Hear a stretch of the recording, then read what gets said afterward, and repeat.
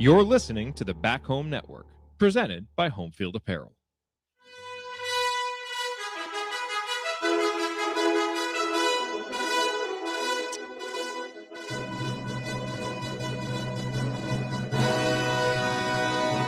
And welcome, Hoosier fans, to a tired and disappointed episode of the Assembly Call, as tonight your Indiana Hoosiers fall to USC 81-75. In a game where it really felt like Indiana played flat for most of the night, and I think it was somewhat to be expected on a West Coast trip, given, what happened in the UCLA game, playing in double overtime, and we know this isn't a team that plays a lot of guys anyway. I think a lot of us were kind of fearing, that this might be a bit of a flat performance from Indiana, and really there for a while in the second half, looked like it might get out of hand. And I think, Ryan even texted us in our group chat, this now it's kind of like just try to prevent blowout time. And to Indiana's credit, they actually battled back and were within one possession there in, the final 30 seconds of the game. So some things to like, some things to not like. Ultimately, it drops Indiana to 15-8 on the season, 6-6 in conference play. But I think you have to look at the totality of this road trip, going out on the West Coast, playing UCLA, playing USC. I think the goal that we all had for this was, hey, if we can get two, that'd be great. That would be a smashing success. If you can get one, that's a success, especially if you can go home and back it up with wins at home against Wisconsin, Oregon. So we'll see what they do in those games, but at least Indiana was able to get the one, just weren't able to get it tonight against USC. I'm your host, Jerod Morris, here with Ryan Phillips. We're going to break it all down for you on this edition of the Assembly Call IU postgame show. This is our Central Time Zone and Pacific Time Zone crew as our Eastern Time Zone crew, all in bed, hopefully. Although, I don't know, Andy was just texting. So, Andy, go to bed. You need your rest. It's 12:20 where you are. But let's start this show the way we start every show. That is with our Hoosier Proud banner moment. And, I think for the banner moment tonight, take your pick of Lamar Wilkerson buckets in the second half. The one that I'll officially go with was his three-pointer, his final points of the game with 1:13 left, which cut a 74-65 USC lead to 74-68. Indiana obviously would get a little bit closer. Tatum Connerway had a chance there to cut it to a one-point game and miss the free throw, a really big miss. But that three by Lamar Wilkerson, as were all of his buckets tonight, just absolutely huge to give Indiana any chance in this game. Lamar was the only Indiana player in double figures. And I think if you told us that coming into the game, probably would have expected a loss for the Hoosiers, and somehow, again, Indiana was able to battle back and make it competitive, but they don't have any shot, if it weren't for Lamar Wilkerson, who really just, kind of led the team from a scoring perspective all night long. And what I really liked about his game in the second half, is I thought, really for kind of a long stretch there, probably about the first 10 minutes, maybe even the first 12, 13 minutes of the second half, it really felt like Indiana was settling, taking threes early in the possession. And we know that this team wants to shoot a lot of three-pointers, but, not always do it off of one pass, real early in the possession. And I thought Lamar really adjusted and started taking it to the basket more. And started getting inside more, getting paint touches, and then, was able to hit that three later on, I think, because they were able to establish a little bit more driving into the basket and getting inside. But, Lamar Wilkerson has just had some games this year where he's been just outstanding, 5 of 12 from the 3-point line. Not his most prolific night from there, but that's still efficient. But 33 points for Lamar Wilkerson on a night when his team needed every single one of them just to be in the game. And he delivered. And we'll talk a lot more about his performance as we go through tonight's show. All right, our banner moment, as always, brought to you by our friends at Homefield Apparel, now in their 10th season sponsoring the Assembly Call, and their 4th as the presenting sponsor for the Back Home Network. My headwear for tonight, my favorite Homefield Apparel hat, the snapback hat with the old Bison logo. And I am awaiting my order of the Cincinnati t-shirt. Ryan, I don't know if you saw this shirt with kind of like the Miami Vice coloring and, the image of Curt Cignetti. It's just a splendid shirt. I'm not typically one that would wear like another man's image, like on my clothing, but it's Curt Cignetti, he's making all kinds of things possible that none of us thought possible. So it's a beautiful shirt, as are so many items that they have at Homefield Apparel. And as we've been saying, if you want to kind of catalog the entire Indiana football experience from this year, it's pretty much a shirt that catalogs all the big moments at Homefield Apparel. So go to homefieldapparel.com. You can use our promo code HOME23 That'll get you 15% off your first order. And make sure that you're subscribing to all their alerts, texts, the app, Twitter. Make sure that when they release stuff, you're getting those notifications so that you can get it before they run out of stuff. Homefield Apparel, the best vintage IU apparel that you'll find anywhere. And there's like 150 other schools there too. So if you have other people you need to buy stuff for, no better place to go than homefieldapparel.com. Again, our promo code HOME23 will get you 15% off your first order. Wear one for the team. All right, it is time to move the ball, find the open man, and get some opening thoughts from the rest of our team. Tonight, that is Ryan Phillips. Ryan, what is your rant after, the Ryan Phillips Classic? Should have mentioned that at the beginning. The IU-USC connection played in the Galen Center. Just all kinds of back home network ties here in this game. Truly is. Look, I think tonight you look at this game and we expected them after Saturday to have some heavy legs because, had guys playing like 45 minutes after traveling all the way across the country. Yeah, you get 2 days off, but the team you're playing got to sleep in its own bed all weekend. You didn't. And that's what happened. If you look at don't box score this game, actually watch this game. Nick Dorn was 2 of 12 from 3. We know Nick Dorn is a really good 3-point shooter. His shot was flat, and you saw a lot of them look like they were halfway down and out. That happens when you're line driving and you're not putting enough arc on it. Not getting enough arc on it because you don't have your legs under it. You're not jumping high enough. Tucker DeVries, same thing. He walked into several wide open threes that he will drain if he's open, rimmed it out. And you could even see Darren DeVries point to him and just say, more arc, get more arc on it. And that's what happened. That's why they missed so many shots. They had chances to win this game outside of that. I'm not going to do that, but I'm not going to deny that. But this was a team that, especially as the game wore on, looked tired and looked worn out. They started kind of slow. They got into it a little bit midway through the first half, kind of were battling it. End of the first half, they looked like they lost their edge a little bit. So as you said, early second half, I was texting you guys like, hey, man, just don't get run out of the building. And they did. To their credit, they fought back. They didn't give up. They continued to fight, but it just felt like they were, battling uphill all night. And it's understandable when you see what happened in that UCLA game. And I will say this, for those saying I'm making an excuse, the UCLA game and them being that tired from it is their own fault because they collapsed late. And so I'm not making an excuse for them. I'm just giving objective reality that they were tired because they had to play that extra session. They're thin as it is. Guys fouled out, and you had guys playing 45 minutes a couple days ago. That just leads to this. Look, throughout college basketball history, games after a game like that, almost always the other team either loses or plays uncharacteristically poor. Indiana shot 28% from 3 tonight. They shoot almost 40% as a team. That's what happened. And maybe, the adjustment could have been to not shoot as many jumpers and try and get buckets inside. That was available part of the night, and they weren't really attacking it. They were looking for outside shots, and that may have been an adjustment they should have made. Certainly they went to the driving a little bit in the second half, and it helped kind of light things up for them.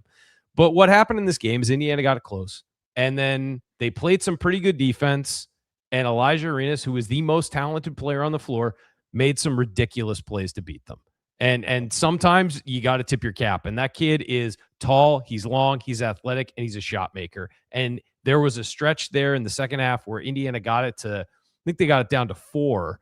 And within 3 possessions, it was 12. He hit 2 threes. They got a breakaway layup. I mean, at that point when it was 4, you're thinking they got all the momentum.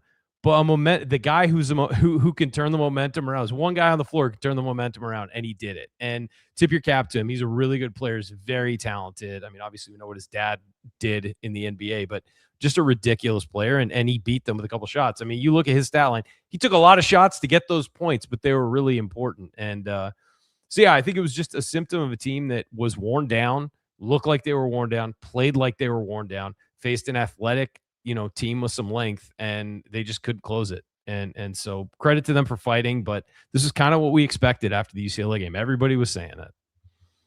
Yeah. And I mean, you're disappointed because there was a winnable game there. And I think Indiana's a better team overall than USC, although I think it's fair to say this is the profile of a team that's going to give Indiana problems. It's a tall, long, athletic team, which is the kind of team Indiana's had problems with. But I have a hard time getting too worked up over the result because they did beat UCLA. They got one of these wins on the road trip. Now, if they come and throw a performance like this up at home against Wisconsin or Oregon and drop a game like this, then I think it's a little bit more warranted to get upset, kind of bring back some of the worries that we had a few weeks ago. But, to do what they did coming off that Michigan loss, I think all of us would have taken, hey, let's go win 3 out of 4, get this season back on track. But now they got to go home and they've got to play a little bit better. And I think, to your point, Ryan, well, actually, hold that thought. I want to talk about the second half in a minute, but it's time for 40 minutes to Bloomington. Let's talk about the first half first. Because I thought, it was kind of back and forth there early. I was really disappointed in the way that Indiana ended the first half, because it really felt like they went several possessions there without getting any good shots and just started fouling USC. And so, I think they cut it to 1. It was like 29-28, and then USC ended the half on a 6-2 run, and it was a lot of fouls and like second chances. Yeah. And it was just it just wasn't good basketball, because the fouls, weren't even really good fouls. And then, of course, you have 11 team fouls. You got 5 guys with 2 fouls. And so everybody's kind of coming into the second half, and at least no one has 3. But even with 2, you're still feeling a little bit tentative. So I just didn't, we talk all the time about how important the last 4 minutes of the first half are and the first 4 minutes of the second half. And I just really thought that Indiana this is the kind of game where I think it would have been really important to be like tied or within 1 possession as you go into halftime. And so I think you let that slip away. You're down 5, whatever it is. That's not an insurmountable lead, but it felt really disappointing because of how they let it just unravel a little bit there at the end of the half. And their offensive possessions weren't very good either. No, it wasn't just the fouling and allowing USC to do things. It was that last possession of the half was like, what are you even trying to do here? And I just think it was guys just stepping on each other, essentially, like not guys cutting to where the other guy was. And it was just confused and rattled. And that isn't what this team has been for 3 straight games. They've been very good in those situations at making something happen and chipping away. And that didn't happen at the end of the half. Yeah, and I thought it was indicative of the other problem that we saw, not the entire game, but for stretches of the game, which it kind of seemed like a team that was mentally tired as much as physically tired. I'm sure. Just kind of settling for the easy play. You'll see that a lot of times, and I guess we can use this. We can just bleed into talking about the second half. I thought there for a long stretch in the second half, just kind of settling for some of those 3-pointers. And that is the kind of thing that you do when you're tired mentally and physically, because it's like, okay, this isn't going well. We can just hit this 3. Tired and frustrated, Jerod. It's tired and frustrated. And that's what it was. And Nick Dorn, I feel like forced a lot. And he took some in rhythm ones, but I texted you guys, and there was a stretch where if he caught it and he had any window at all, he was taking it. And he started out 1 of 9 in the game. And I think that he got to a point where after he missed a few, he got so frustrated. He's like, I've got to make one. And instead of, the old adage about a shooter, shoot yourself out of a slump, he was shooting himself into a slump because he wasn't taking good shots. And I texted you guys. I said, that's not how you do it. You got to take one, run the offense and take one in rhythm. And when he finally did, he made it. And so I think that he was just indicative of he's not the only guy. I'm just saying he was indicative. Reed Bailey got a dunk blocked in the first half, and 3 straight times he got the ball after that. He either got it deflected out of his hand or he tried to do too much, essentially, to try and make up for the fact that he had a dunk blocked rather than just play solid basketball. That'll come back around. It's fine. You play a good game, everyone will forget that you got a dunk blocked by a guy much smaller than you, and so I think that there was just this mounting frustration.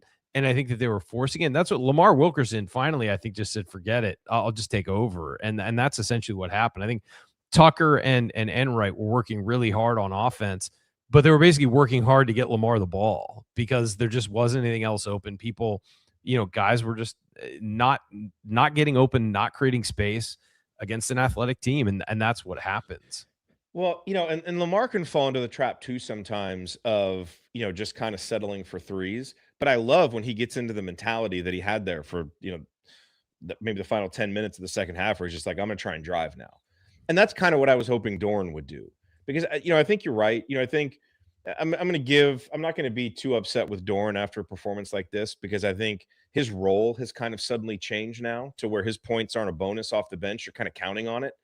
and he's now a guy that you really think is going to score, and that's become part of his identity. And I think he got frustrated because those shots weren't falling for the first time in a while.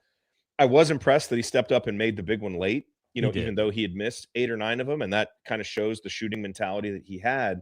But I just think there was a stretch there, and maybe this is something where, even Darren DeVries is going to look back on it and say, we should have made this adjustment 4 or 5 minutes earlier. Stop taking the early, like, we know 3-pointers are our bread and butter, and that's not going to go away. But let's get better ones, and let's try and get to the bucket and get something going. That's kind of what I wish we'd seen from Dorn, because you saw that against UCLA and in some of these other games. I just felt like it took them too long to get to that in the second half. And if they had done it earlier, I think it's possible you have a little bit of a different outcome, because you don't have some of those offensive lulls that USC took advantage of with their quick spurts. Because UCLA didn't play great, but they had some quick spurts, like the Arenas, stretch that you mentioned, where they really pushed it out quickly, and Indiana just, didn't really have a counter, would try and take a quick three, and that just probably wasn't the right formula on a night when you don't have the legs for your normal shooting. Yeah, and when you don't have legs, to your point, there's 2 things you can do. And that's, one, get the ball inside on a shorter shot where your legs don't matter as much, and your rhythm doesn't matter as much. And 2, get to the free throw line. And Indiana shot 16 free throws. That's not terrible, but they weren't driving and being aggressive. And to your point, if a guy like Dorn misses his first, misses, 8 of his 9 first threes, that's your clue that you don't have it tonight. Go find other ways to score. And I do think Dorn is a driver. If you look at his because I love Indiana basketball so much, I watched some of his film for Milan last year. He can drive and he can finish at the rim. And I know it's Big Ten versus, a smaller conference, but he can do that. And you've seen it a couple times this year. He's not just a standing 3-point shooter. That's what he's become in this offense, and he's been very effective at it. But that's a guy who can get to the rim. Lamar Wilkerson has been showing over the last, 3 weeks, he's a guy who can consistently get to the rim. Connerway can get to the rim. I know he wasn't in a lot tonight. Enright's going to have to start shooting the ball inside a little bit more. I know he's going in there looking to find people, but tonight he had some chances to shoot a floater, shoot a layup, whatever. Didn't really do it and continued to look to facilitate the offense. I appreciate that he's a point guard. He wants to do that. But when your offense is struggling, you've got to start attacking in different ways. You saw Tucker try and do it. They were kind of overplaying him. He couldn't really get a good look on the inside. They went to Sam Alexis with a straight back down post play at one point. I mean, I would have liked to see more of that. I think that's what you have to do when you have to play not only the way you want to play, but the way you can play in that moment. And they want to play, spread it out, shoot a lot, be efficient offensively with the threes and scoring at the rim. But on a night like tonight where you can't do that, they did not have the legs for longer shots. You got to make an adjustment and go inside. And it could be they were told to do that and just couldn't do it for whatever reason. But that there needs to be a concerted effort to get to the rim when you're struggling like that. Well, so the only counter I will say there is, we mentioned UCLA is a long athletic team. They're USC. I think 11th in the country in block percentage. USC. What did I say? UCLA, like 3 times, but well, whatever. They're interchangeable, aren't they? Hey, look, there's some people who are very offended by that. Yeah, well, those people aren't watching this show. That's true. So I think that was probably part of the strategy. They had to know, how good USC is at defending the rim, blocking shots. Yeah. But, you don't always have to get into the paint to score. You get into the paint, you can move the defense, you can get some different angles for guys. So, I mean, it was also clear that USC was willing to foul too. I mean, when they had 2 guys foul out, they weren't playing the cleanest game ever. And I'll say this was 2 teams not playing great games. And it wound up being a close finish. And people would say oh, it was a tight game, whatever. It was not a clean game the whole way through. I felt that way about the UCLA game too. It 2 teams playing okay. And so I really could have turned on that, but some nights you just don't have it. And the fact that they didn't have it and still almost had a chance to win at the end, it says a lot about their effort, not about the way they played offensively and things like that. Yeah, that's a good last point to end this segment on. I think Indiana played hard. I think they played with effort. I think the difference is they didn't have the same toughness they had against UCLA, and that's part of the reason why they got out rebounded so much. We talk about this a lot of times. There's that difference between playing hard, but then really having like the full competitive fight, that full toughness. Some of those rebounds that Tucker was getting against UCLA that Indiana was getting, they weren't getting those tonight. And again, it's a long season. You're not going to have your A game every night. And so, I'm not going to get too worked up because they didn't have it tonight. Again, this is one you've got to just stuff it away, learn what you can from it, come home, take care of business there. But I just, as much as they expended that against UCLA and played with such, just what they had to do mentally in overtime, playing without point guards and guys playing in different roles. There was just so much there in that game that they had to do kind of outside of their normal selves, which is why we were so excited they won that game, and they just didn't have that tonight.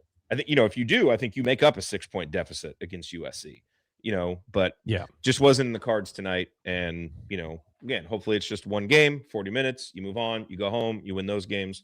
I mean, look, as we always say, and I've said this for, I think, probably 13 of our 15 seasons, it's not about the result tonight.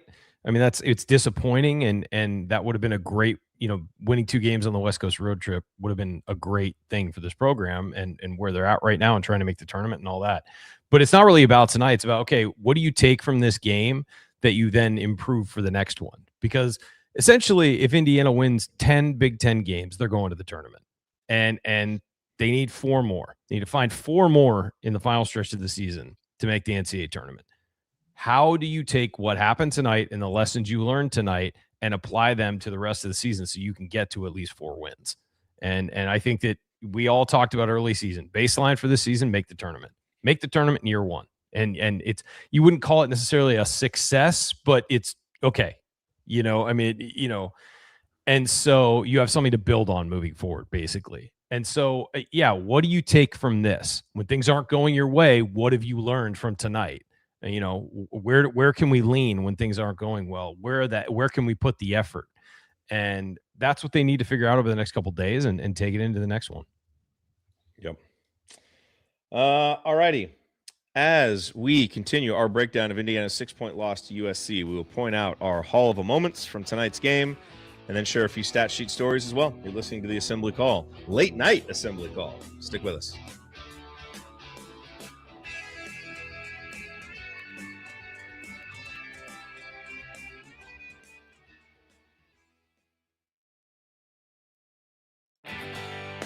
Hey guys, it's Gene Steratore, CBS officiating analyst and retired Big Ten basketball official. I have never listened to the Assembly Call, and to be honest, I don't intend to. If you listen, make sure you ignore anything Ryan says about officiating.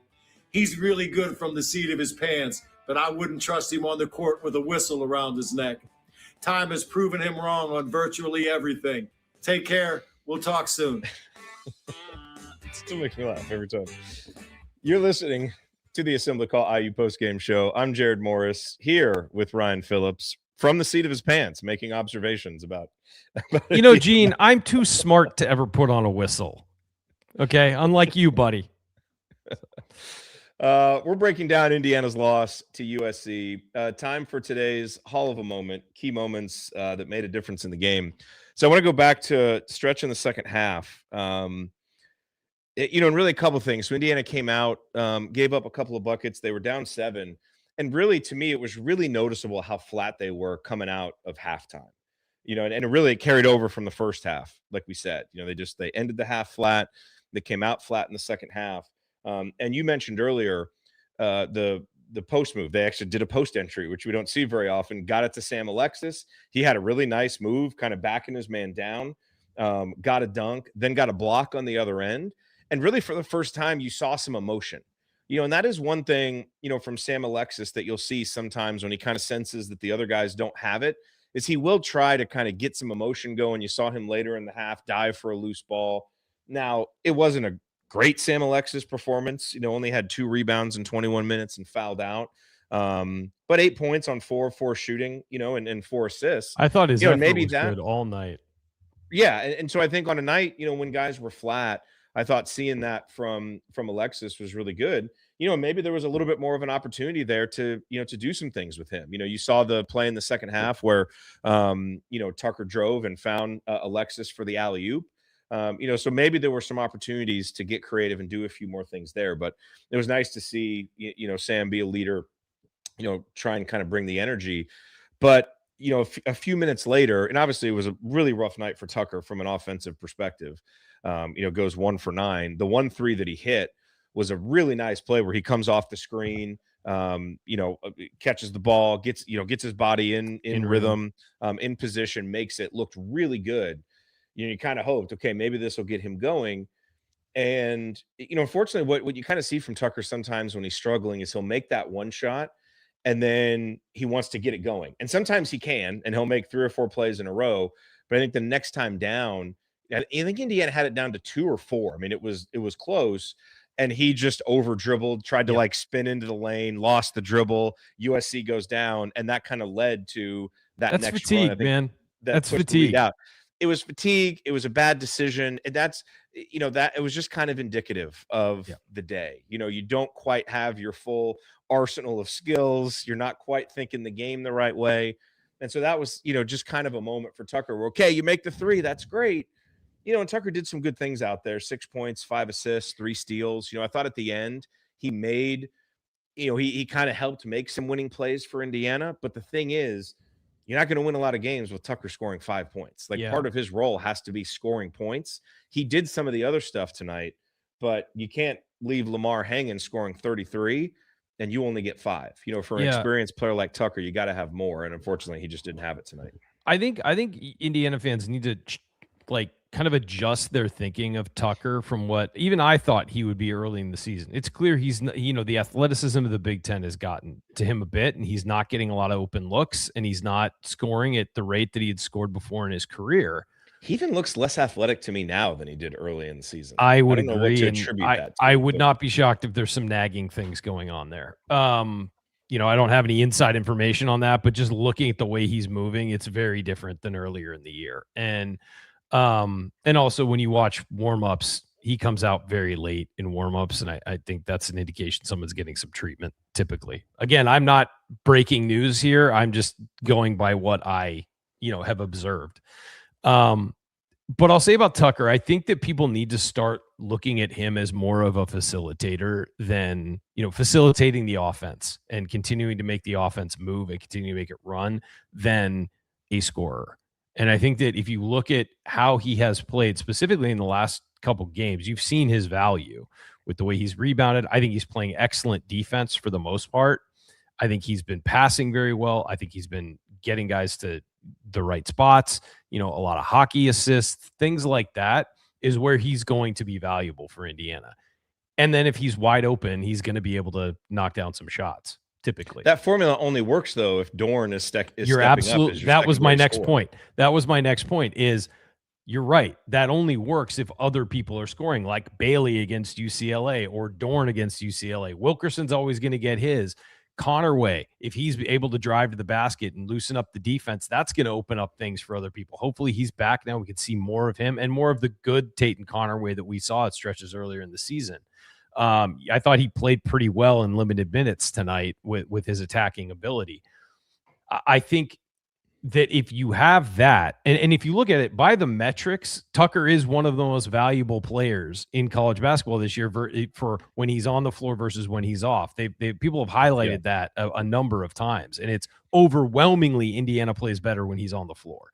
And, whether you would think that or not, he's not scoring, but they play better when he's on the floor. And I think that passes the eye test too, quite frankly. Totally. But yeah, I just think we have to calibrate our minds to a different type of player that he's going to have to become against this level of competition. And maybe it's not what we were expecting, but it doesn't mean it's not valuable. It's just a different kind of valuable. And I'd love for Tucker to start scoring 18 points a game. I just don't see that happening against the better, more athletic teams in the Big Ten. I mean, there's no question we're better with him on the court. That is clear. I think it's just when Tucker's scoring, struggling to score like he did tonight, we're a decent team. When Tucker scores 13, 14, 15 points, we can be a good team. And if you can combine that with Dorn and Bailey and get everybody going, we can be a really good team. And tonight we saw the decent version of Indiana. The team that can give itself a chance to win on the road, but just doesn't have enough firepower to actually do it. And so, hopefully he can get himself going. He's an experienced player, Yep. and I think, some guys are going to go through some shooting slumps, and he's, clearly been a little bit up and down with the shot. So hopefully that's something that gets going. One other moment I wanted to point out, Indiana went down 52-41 in the second half. And there, Conaway got rejected at the rim. I think, USC got a breakaway the other way, got a wide open three where, literally there wasn't anybody within 15 feet of him. At that moment, I really thought the game was over because we were just kind of standing around, loafing around. It was just a really bad stretch. And Coach DeVries took a timeout. We came out, immediately went on the 5-0 run. That was there was the technical foul on the USC guy. So Lamar steps up and hits the 2 free throws. Connor Enright hits a 3. Tucker DeVries took a charge. It was a really nice stretch for Indiana, responding to the timeout from DeVries, and then basically saying, which at times they haven't done this season, at Michigan State, some of these games where they've gotten run off the court. And again, this team isn't as good as those teams, but it kind of felt at certain times they've just been okay with letting the result be the result. And it kind of felt at that moment like they were saying, hey, we're going to stay in this thing and we're going to fight till the end. And again, it wasn't enough, but it was nice to see that. And, again, in a road game where we've seen them go the other way, it was nice to see them go this way, make it competitive down the stretch. So it was a really good timeout because clearly Coach DeVries saw the same thing that we saw, which is this team's got some give up in their body language here, and we can't let that happen again. And frankly, they're usually good out of timeouts. I've noticed that a lot. He's good at. I think he takes the timeouts at good times. He did it against UCLA. Yeah. I was telling Scott. I was at the game with Scott from Crimson Cast, and at one point it looked like early UCLA was going to get ahead, and I was like, he's going to take a timeout when he gets to 6, and they didn't let it get to 6. And then eventually, a few minutes later, when it did get to 6, he immediately called timeout. I mean, it's I'm going to let it get to the edge, and then I'm going to call timeout. We're going to straighten some things out. Let's go as long as we can if you can't fight through it. So I agree. I think they typically play well coming out of timeouts, and that's honestly it's a sign of a good coach who can manage that. So we'll keep an eye on that moving forward. But I think generally they play better coming out of timeouts. Any moments for you? Yeah, I mean, I just think that, I know it's not, something anybody missed or anything, but that layup, Conaway getting blocked on that layup late with a chance to cut it to 1, I think that was play of the game. And, Cornish comes up from behind, of all people, Ryan Cornish comes up from behind and blocks his shot. And it's just like, in that situation, you gotta make that layup or get fouled. You cannot get blocked from behind by that guy. And 16 seconds. Were you okay with him being that assertive late driving? Yes, I was fine with it because what else you got going for you? I mean, it's him. They're overplaying Wilkerson, so take it. Go get a layup if you can. Extend the game. Foul. He missed he got an and one. Missing that free throw really changed the game. That did, because you cut that to 1, you foul them. The best they can do is go up 3. But, he came down, he had that layup, and it would have been fine. 16 seconds left to go. I think that would have cut it to 2 again. That's fine, and then you just keep playing out the string. But, yeah, you got a block. Arenas got the rebound, and Dorn fouled him, and he made 2 free throws, and that was a game. I mean, that was 6 points there with 14 seconds left. That was a game. So, yeah, it was nice to see him get out there for 10 minutes, look pretty good. Agreed. That's a good sign going down the stretch. Well, they clearly need him without him, but we're going to need him. Yeah. They clearly need his driving ability. I think he's a very good defender. I think he was a little off tonight defensively, and I think that might just be the layoff. I don't think he was bad. I just think he wasn't as aggressive as he usually is. But they need his driving ability. I mean, it's become very clear, this offense moves so much better when you're getting into the paint. And he's one of the few guys on this team who can get past that first level defender and get the defense scrambling. And they need that badly. And it was nice to see him show some of that burst tonight towards the end of the game. Yeah. All right. It is time for some stat sheet stories from tonight's game as we go inside the numbers. This segment brought to you by Jackson Hewitt Tax Services.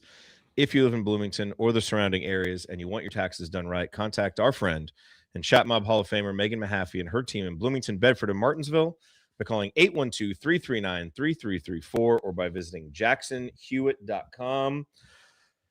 You know, Ryan, the stats, we mentioned the rebounding earlier.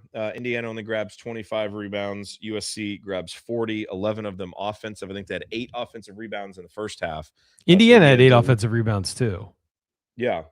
They did. It just didn't feel like as good of a rebounding performance as they had against UCLA, USC. Who is it? UCLA. They beat UCLA, and then they played USC tonight. Both teams playing in Los Angeles, Jerod. Yes, they do. I think you look at this, and it's interesting that even in a performance that felt kind of flat at times, Indiana had 4 blocks and 8 steals, which are stats that you often associate with, kind of activity and some of those things. Part of that was just USC being kind of sloppy and turning the ball over 15 times. And so Indiana was the beneficiary of that. The 10 for 35 from 3-point range stands out. Not that that's outlandish by any means, but it really does feel like this is a team that really needs to get to 12, 13, 14 makes to feel good, and they didn't quite get there. Yeah. They lost by 6. And so maybe if instead of 35 threes, it's 32 and you've got a couple more takes to the basket and you're shooting 20 free throws instead of 16, maybe that helps the math problem a little bit tonight. But I said it earlier, and about a dozen of those threes look like they rattled the inside of the rim and came out, or hit the backside of the rim or whatever. And if 2 of those go in, it's a tie game. And a couple, at least 4 looked halfway down and out. And again, that is a symptom of a line drive. You don't have enough arc on the shot. How does that happen? You either palm the ball coming out of your hand, or you don't have enough lift on your shot. It's one of those 2 things. And quite frankly, given all the evidence we had, it's probably the latter tonight. And so, yeah, you're right. I think, you shoot 28% from, again, that's the glaring red light right here. They shot 28.6% from 3. They don't do that. They just don't. A bad game for them is 35%. And so you have to ask, why was it so bad tonight? It was bad because they didn't have enough legs behind the shot. But again, not an excuse. How do you adjust to score when you're not hitting those? And the reason USC had so many rebounds is Indiana missed almost 40 shots. That's why USC had so many rebounds. They were 26 of 63 on the night. Yeah. And those 35 shots, 25 of them create long rebounds typically on threes. You can occasionally grab an offensive rebound on that, but I just think that for a team that's already athletically and size challenged, if you miss that many shots, it's going to be a bad night because you're not grabbing offensive rebounds that are going to be an effective place for you. They actually did get 8, which is surprising compared to, what did USC, how many did USC have? 10? 11. So it wasn't as wide as I thought it was, but the overall rebounding numbers were. And the other thing I'll say is, USC shot 60% or 59% in the second half. I mean, that's tough to do anything about when a team shoots like that. A lot of that was just shot making for some of their guys. They had some dunks and stuff at the rim, but in general, it was just shot making from their guys. And the stat that stands out to me is, Indiana shot 16 free throws and USC shot 31. That you lose by 6, you look right at that and say, hey, we're fouling too much. I know some of that was the end. We're fouling too much. We're bailing them out too much and letting them go to the line. And we need to be more aggressive to up our numbers because clearly the officials are willing to call the fouls. We need to attack more to get to the line some too. Yeah, I'll tell you the other number that stands out. I mean, just glaring, flashing red is Nick Dorn and Tucker DeVries combined 3 for 21 from the field. Yeah. I mean, that's the obvious one. Yeah. Even with that, you've got a chance to win late. And we're not taking any moral victories from this. You're kind of looking at lessons and what does this teach us moving forward? Okay, when our second and third best scorers have their worst shooting game of the year, we're going to struggle to beat a decent team on the road.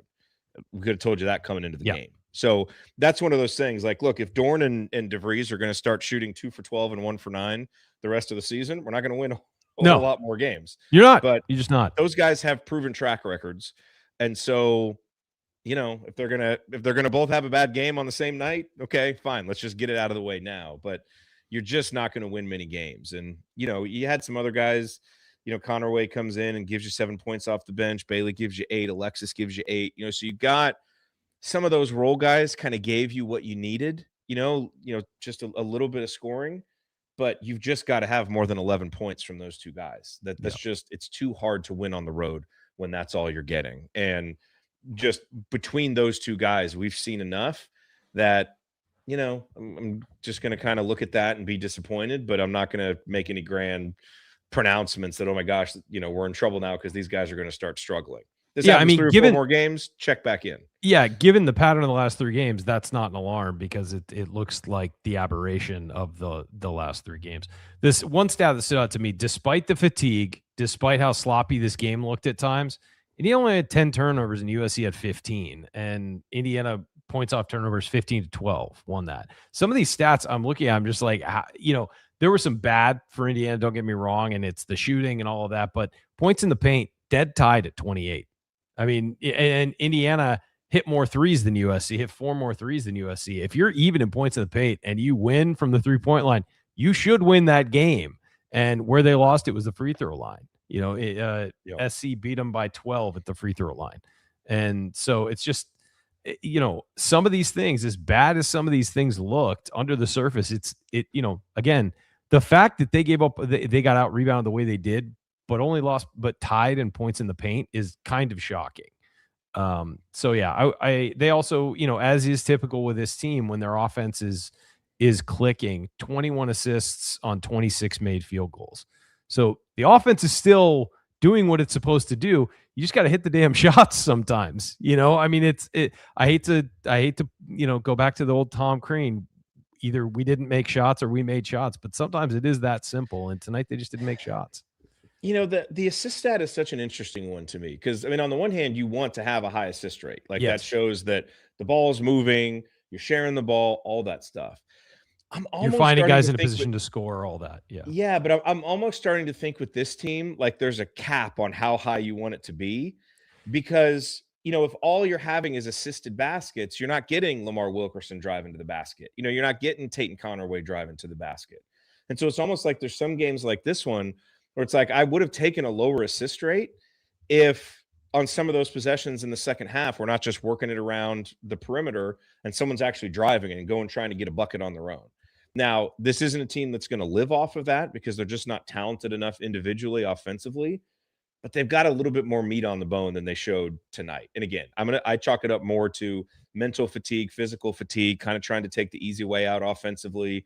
And when you're this good of a shooting team, it's easy to fall on that as a crutch. So not a big deal, but it's funny every time we mention that stat on here, because sometimes I'm like, kind of wish it was a little lower and Lamar just kind of took one himself or, someone took one themselves. So just an interesting one to track for this team, because sometimes it's almost like they can get too reliant on. No, I agree. Passing the ball around the perimeter and waiting for the perfect 3. And I think that, as we, obviously we're focused on this season still, but as you look ahead, I think that after watching this offense for most of the season, kind of knowing what it is, and you're going to lose Lamar Wilkerson, which sucks because I think that he's a phenomenal player and I would love to have him for another year. The things missing on this team are you need a breakdown driver and you need a big man who can, even if he's just a rim running lob threat who gives you some size on the back end, you need that guy with more size. And I'm thinking about like how much that would unlock the offense even more, just to spread the floor. Like your shooters would be wide open if the defense had to focus on a driver consistently. And I know Lamar Wilkerson's been driving well, but they're guarding him to play the 3-point line. That's what's opening up his drives. But I'm talking about a breakdown driver who could score at all 3 levels. If you had that plus a big guy that keeps them honest on the back end, that's what you need to focus on going into the transfer portal next year, I think. And you see the potential of what this could be. You just got to get the right guys. And so I think that, I know it's a step back and that's macro and this is a post-game show, but I think that that's the hope I see even in a bad loss. As you look at what this offense got them, there were a lot of clean looks from three that didn't go down. The offense is working. True. It's getting what you want, and it is creating opportunities for you to beat a team in USC that's likely, I'm probably in the tournament right now, and certainly in the about even with where Indiana is right now, maybe a little ahead after tonight. But it got you the chance to beat UCLA on the road. It got you a win over Purdue. These things are working. You just need to take it to the next level, I think. And I think that's what you're seeing with the stats tonight and those things. And you're right with the assist rate. If there's a guy who could just beat people off the dribble, that assist rate's going down. But it's beneficial in the long run to everything else because it opens things up for the team. Yes. Agreed. All right. Let's continue moving on here as it is just past midnight here in the Central Time Zone.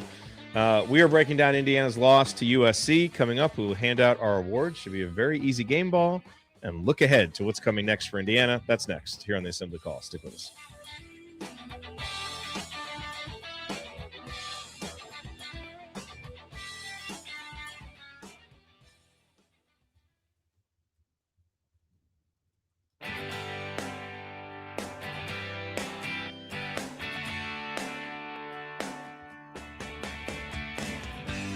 Hi, it's Thomas Bryant. What's the only thing better than being Kentucky in the NCAA tournament? Celebrating it with friends afterwards. Join Jerod, Andy, Ryan, and Coach after every IU basketball game. Go Hoosiers. Thomas Bryant looked pretty good in this offense. I mean, that's the big you're missing. Any that's the big you're missing, man. That's the big. I actually, there were some highlights. I forget what the highlights were the other day, but somebody posted some highlights of a game he was in, at IU, and I was just like, oh man, he would kill it in this. I wonder if he's got eligibility left. He could come back, right? With all the new. Yeah, why not? Everybody's bring Romeo back. He can be our driver. Let's go, man. Let's do it. Come on. Okay, you're listening to the Assembly Call IU post-game show. Indiana lost to USC tonight. We're breaking it down. Time now for our game balls, presented by our friends Allie and James at Bloom Environmental. And at Bloom Environmental, they provide expert radon, mold, asbestos, and crawl space solutions to protect homes and improve indoor air quality. Call them today for a free estimate. Mention Assembly Call. Get 10% off your system. Learn more at bloomenviro.com. Lamar Wilkerson is quite obviously the game ball winner. So what other plaudits do you want to toss his way tonight, Ryan? In a game where he really, kept Indiana in this thing in the second half. And he's coming off a game where he played a ton at UCLA and he won the game for them in overtime. He blew it. He was one of the reasons they blew it in regulation, but then made up for it. He was just beating everybody on the drive. They couldn't stop him, and it was incredibly impressive, especially after playing as much as he did, to just keep pounding it into the getting into the paint and scoring. He's really developed into a nice finisher and a really good and a much better driver. And he's not fast, but he uses his body to shield defenders off and get into the paint and finish. And it's been really impressive. But he only played 32 minutes tonight and had because he had foul trouble in the first half. 33 points, 4 rebounds, 3 steals. He had a block, only turned it over once in all that time. He's a guy who I think came in and a lot of people thought, well, he's a shooter. He's much more than that. And he's careening rapidly towards first team all Big Ten status. I don't think he is. At this point, you can't keep him off that team, off for the first team, because nobody could stop him. And I think that tonight he just didn't get enough help. And everybody who played scored, but just not enough. And so, I don't know what else you can say about him. He kept them in it.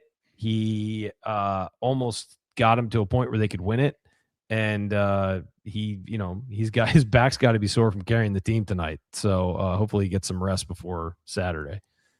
Yeah, and as worrisome as his foul trouble was early in the season, you have to go all the way back now to December 22nd to find a game where he finished with more than 3 fouls. So he's doing a better job. It still feels like once a game he has a "what are you doing, Lamar" foul, But for the most part, he's done a better job of keeping himself out of foul trouble, especially in the second half. And in this 4-game stretch for Indiana, after he had 8 points against Michigan, 9 against Iowa, 27 against Rutgers, 19 against Purdue, 24 against UCLA, 33 tonight. He's really stepped up. It's funny you say that about all Big Ten.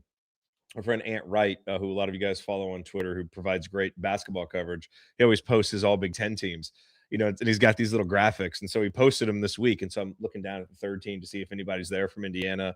Like, nope. Then I'm like, okay, well, he's got to have someone on the second team. I was like, nope. I was like, you're not going to have anybody. And then there's Lamar on the first team. I was like, yeah, I guess that makes sense given how well he's scoring. He does deserve to be on there.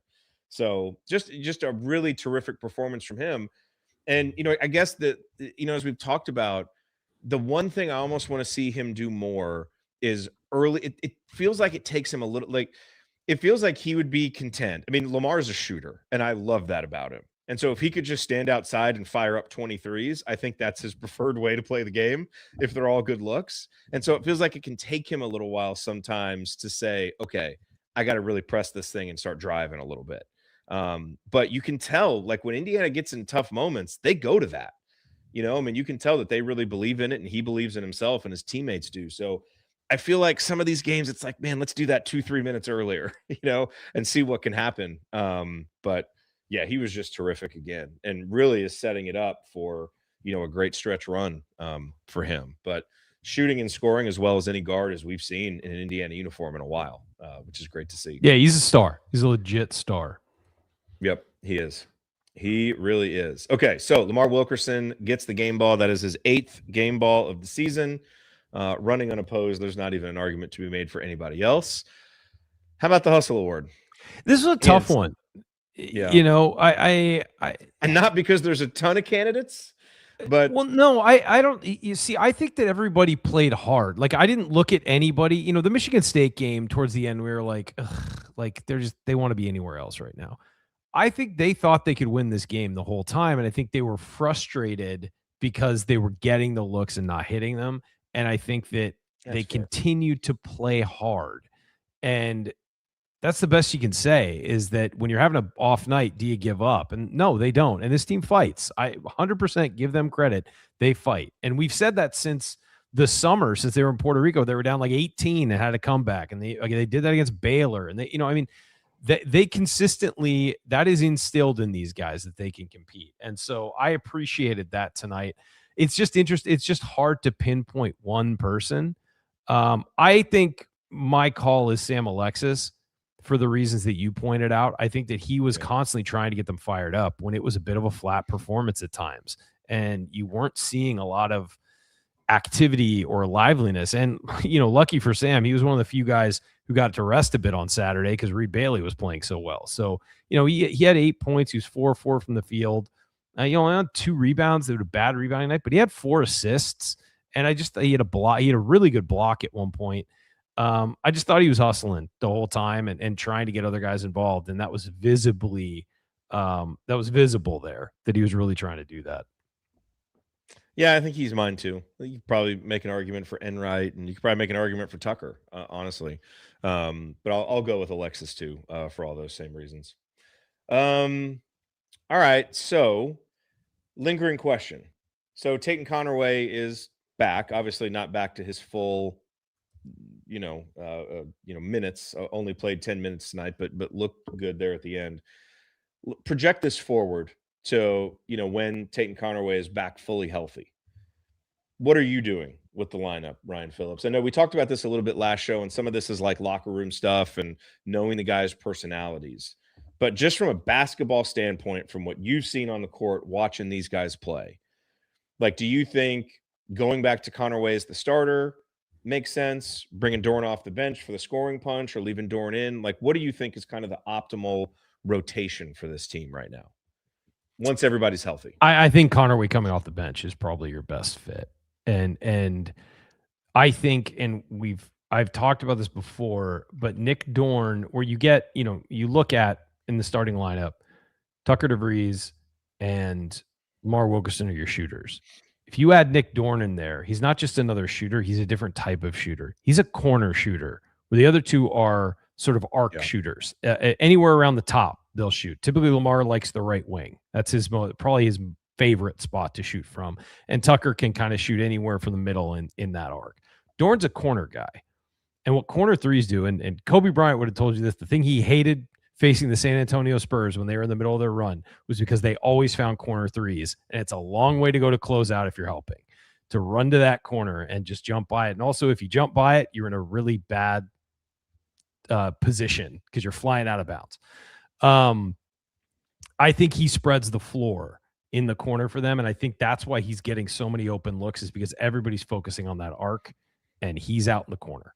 And so I think that rather than have Enright and Connerway, who are a little redundant together as far as being a ball handler and potentially the guy that goes in and does a dribble paint touch and looks for people, and both are aggressive defenders, I think there's times throughout the rotation you're going to get the two of them playing together. Certainly, I'm not saying keep them off the floor, but I think to start, I think having Dorn in there is incredibly valuable, and I think that he has proven that he deserves to be a starter. And it also gives you the excuse to bring Connerway back slowly instead of throwing him in for 30 minutes right away. And you can just say that you're bringing him along. So, but I think eventually, let's say everybody's healthy, I think that your best lineup is Enright starting, Connerway coming off the bench. And the reason I keep Enright in there is I think he's your best defender, and I think he knows the offense best. And he's the guy who facilitates for everybody. So, yeah, I think that you got to keep Dorn. I'm with you. So the other lingering question is, what kind of Indiana team do we see on Saturday? So that's the next game, Saturday, home against Wisconsin. And I know, as we've kind of talked about this 4-game stretch, and we talked about, okay, let's go, steal one on the West Coast trip, come home and win these 2 games at home. Certainly, when you play against a team like Oregon that's down in the hundreds right now, favored by 13 on KenPom at the moment, that seems like one you can't lose this one. Wisconsin, Indiana currently favored by 4. This is a good Wisconsin team that's 8-3 in conference play. They've won their last 3 road games. Sure, one was against Penn State, another one was against Minnesota, but there's also a win against Michigan in there. So they can go on the road and beat good teams, and they're going to have some confidence playing on the road because they haven't lost a road game since December 10th.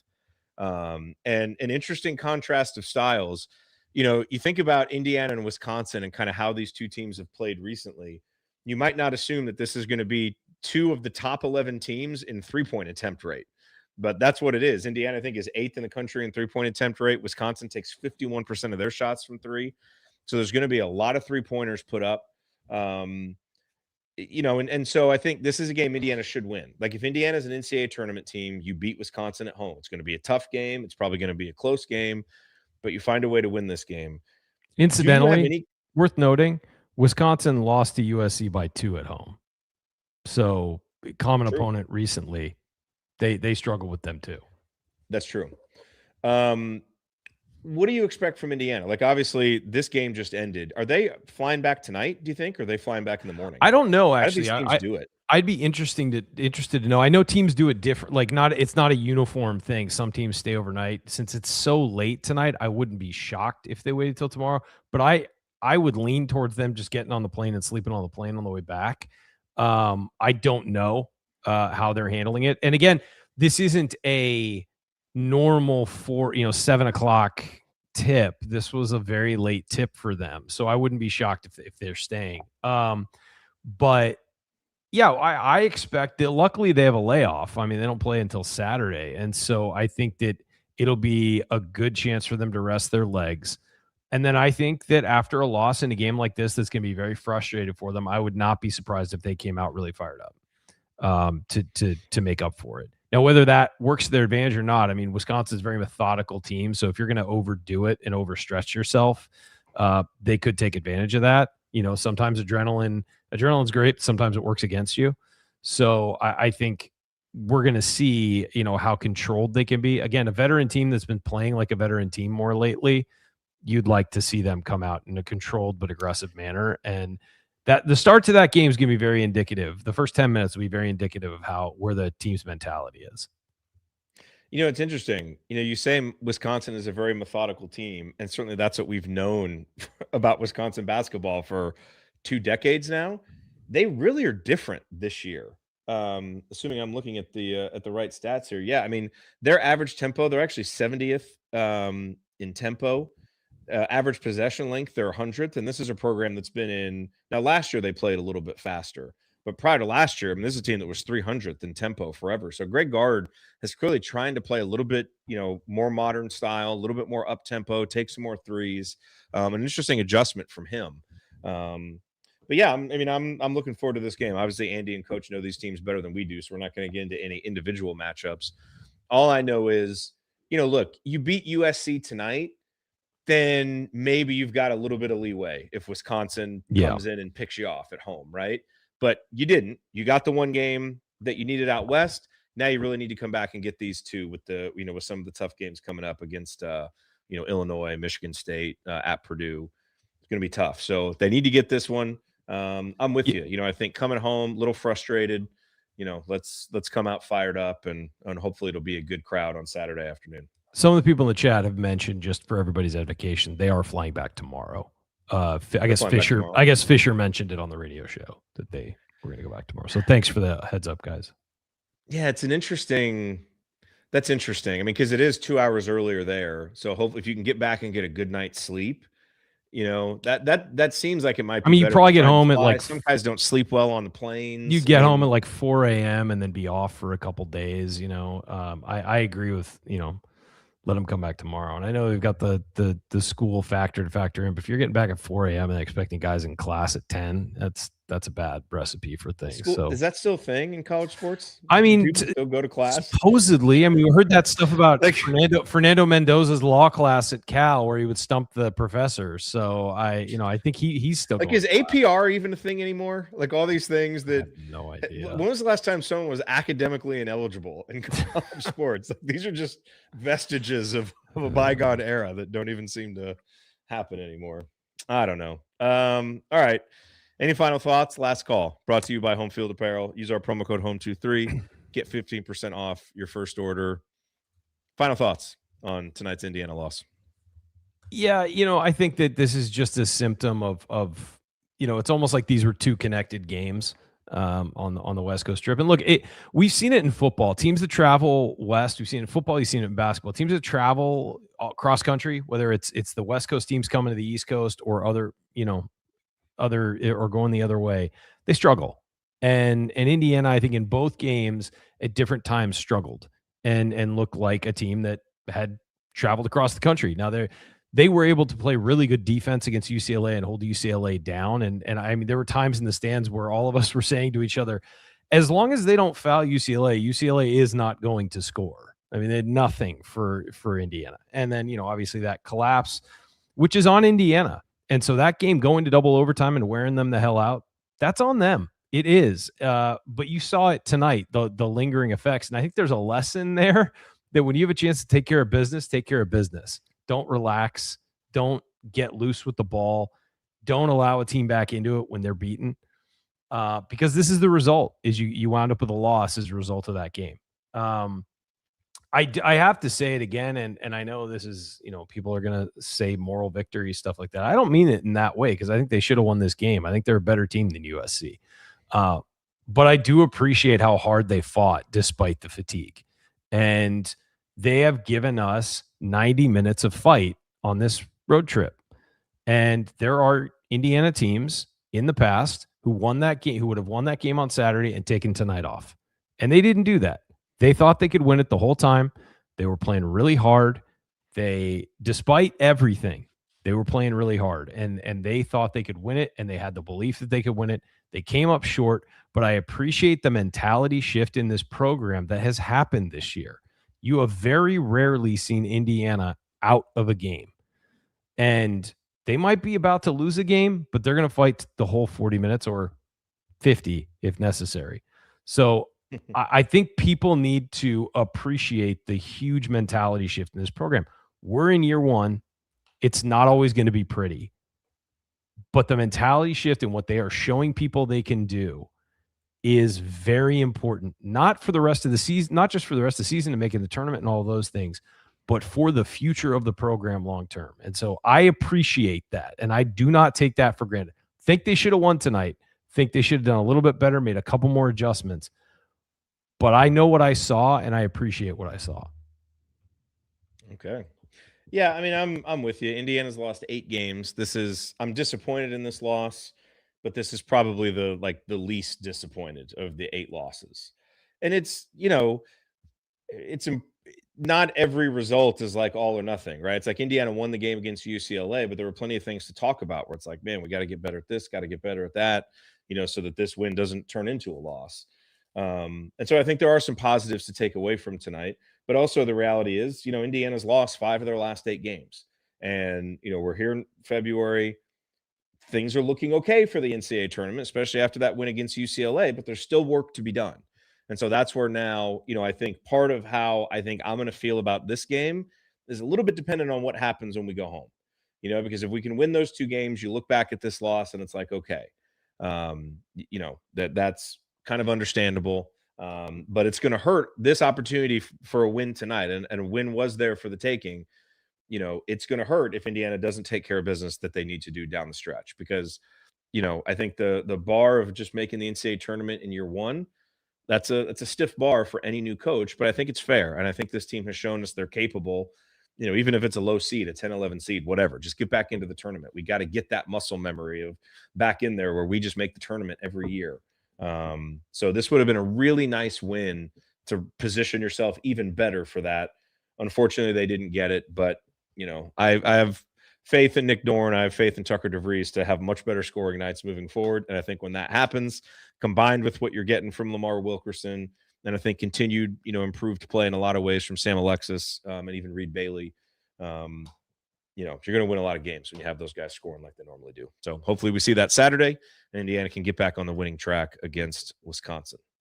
All righty. Well, that is going to do it for us on this edition of the Assembly Call. Thank you so much for being here late night. Those of you who are live, we love it. If you want to see us do the show live and be part of the live chat, you can always subscribe to our YouTube channel. youtube.com/assemblycall will take you there. You can go to assemblycall.com, join our free email newsletter. And, of course, special thank you to Bob Thompson for the music you hear on the show.